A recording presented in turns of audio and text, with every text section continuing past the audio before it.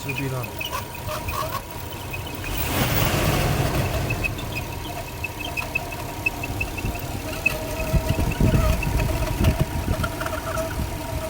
ゲスビの音っぽいけどね。そうだね。ゲスビの油切れてんだから、真ん中のな、センターの軸の。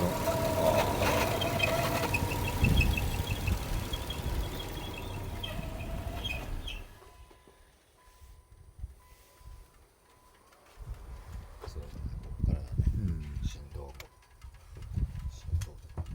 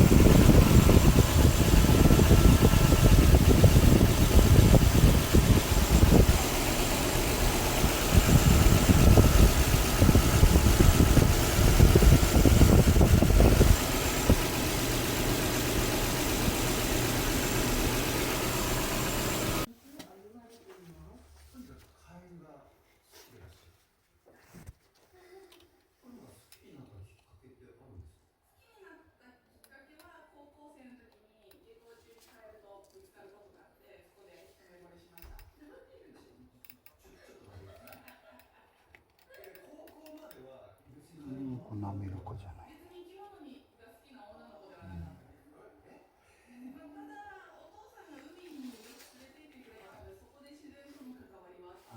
ベアリングだ。ベアリングの固着。もうダメなの。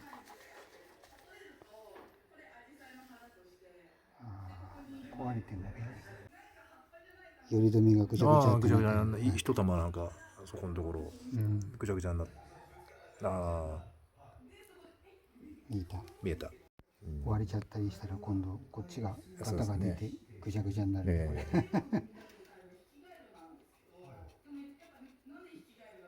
まあ多少は回りますね、引っかからずね。でもまあ